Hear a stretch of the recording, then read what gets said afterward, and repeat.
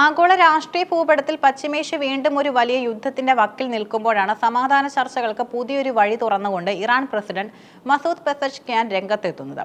അമേരിക്കയും ഇസ്രയേലും ഇറാന്റെ ന്യായമായ അവകാശങ്ങൾ അംഗീകരിക്കാൻ തയ്യാറായാൽ മേഖലയിൽ സമാധാനം പുനഃസ്ഥാപിക്കാൻ തങ്ങൾ സന്നദ്ധരാണെന്ന് അദ്ദേഹത്തിന്റെ പ്രഖ്യാപനം ലോകത്തിന് വലിയ പ്രതീക്ഷയാണ് നൽകുന്നത്. എന്നാൽ ഈ സമാധാന സന്ദേശത്തിനൊപ്പം ഇറാൻ മുന്നോട്ട് വെച്ചിരിക്കുന്ന നിബന്ധനകളും അമേരിക്കൻ പ്രസിഡന്റ് ഡൊണാൾഡ് ട്രംപിന്റെ ഭാഗത്തു നിന്നുണ്ടായ അതിശക്തമായ മുന്നറിയിപ്പും സാഹചര്യം കൂടുതൽ സങ്കീർണമാക്കുന്നു.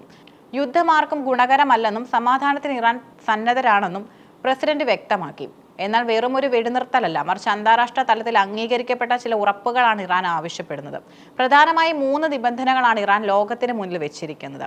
ഇറാന്റെ ഭൂപ്രദേശത്തിന്മേലുള്ള പൂർണ്ണ പരമാധികാരം അമേരിക്കയും ഇസ്രയേലും അംഗീകരിക്കണം. ഇറാന്റെ ആഭ്യന്തര കാര്യങ്ങളിൽ ഇടപെടുന്നതും സൈനികമായ പ്രകോപനങ്ങൾ സൃഷ്ടിക്കുന്നതും അവസാനിപ്പിക്കണം.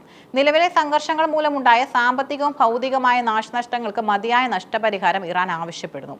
ഉപരോധങ്ങൾ മൂലമുണ്ടായ സാമ്പത്തിക തകർച്ചയും സൈനിക ആക്രമണങ്ങളിൽ തകർക്കപ്പെട്ട അടിസ്ഥാന സൗകര്യങ്ങളും ഇതിൽ ഉൾപ്പെടുന്നു. ഭാവിയിൽ സമാനമായ ആക്രമണങ്ങളോ ഏകപക്ഷീയമായ സൈനിക നീക്കങ്ങളോ അമേരിക്കയുടെയോ ഇസ്രയേലിന്റെയോ ഭാഗത്തു നിന്നും ഉണ്ടാകില്ലെന്ന് ഐക്യരാഷ്ട്രസഭ ഉൾപ്പെടെയുള്ള അന്താരാഷ്ട്ര വേദികൾ ഉറപ്പു നൽകണം. റഷ്യയിലെയും പാകിസ്ഥാനിലെയും ഉന്നത നേതാക്കളുമായി നടത്തിയ കൂടിക്കാഴ്ചകളിലും താൻ ഇതേ നിലപാടാണ് സ്വീകരിച്ചതെന്ന് പെസഷ്കിയാൻ വ്യക്തമാക്കി. സമാധാനത്തിന് തങ്ങൾ തയ്യാറാണെന്നും എന്നാൽ അത് ഇറാന്റെ ആത്മാഭിമാനം പണയപ്പെടുത്തിക്കൊണ്ടാവില്ലെന്നുമാണ് ടെഹ്റാൻ നൽകുന്ന സന്ദേശം.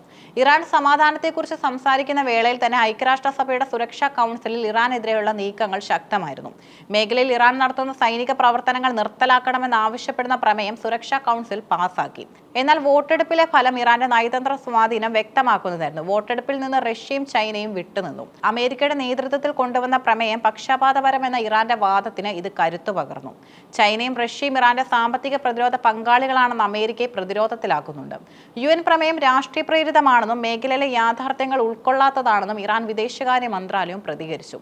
ഇറാൻ പ്രസിഡന്റ് സമാധാനത്തിന്റെ ഭാഷ സംസാരിക്കുമ്പോഴും വൈറ്റ് ഹൌസിൽ നിന്ന് ലഭിക്കുന്നത് കടുത്ത യുദ്ധഭീഷണിയാണ്.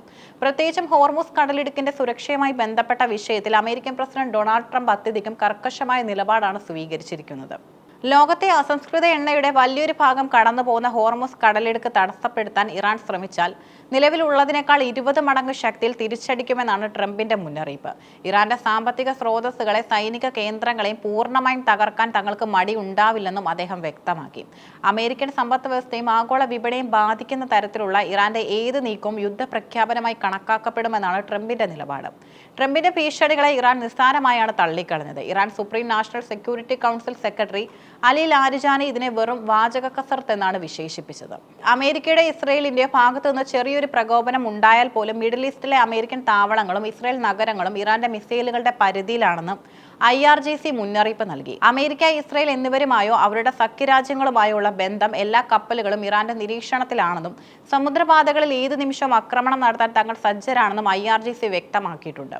ഈ 2 ശക്തികൾക്കിടയിലുള്ള തർക്കം വെറും ഒരു പ്രാദേശിക യുദ്ധമല്ല, ഇത് ലോകമെമ്പാടുമുള്ള ഓഹരി വിപണികളെയും എണ്ണവിലയും ബാധിക്കും. ഹോർമുസ് കടലിടുക്കിൽ വെടിയൊച്ച കേട്ടാൽ ബാരലിന് $150 മുകളിൽ എണ്ണവില ഉയരാൻ സാധ്യതയുണ്ട്.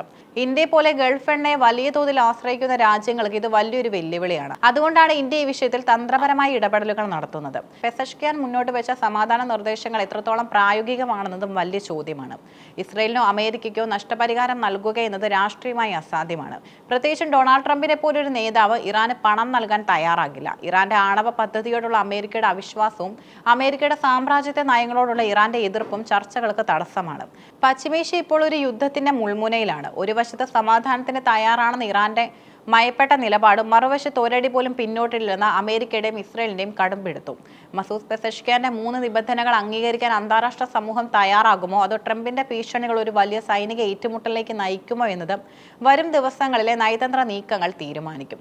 ലോകം ആഗ്രഹിക്കുന്നതും സമാധാനമാണ്. എന്നാൽ ആ സമാധാനം എല്ലാ രാജ്യങ്ങളുടെയും പരമാധികാരം മാനിച്ചുകൊണ്ടുള്ളതാകണം. പശ്ചിമേഷ്യയിലെ അഗ്നിശമനത്തിന് ഐക്യരാഷ്ട്രസഭയും ലോകരാഷ്ട്രങ്ങളും കൂടുതൽ ജാഗ്രതയോടെ ഇടപെടേണ്ട സമയം അതിക്രമിച്ചിരിക്കുന്നു.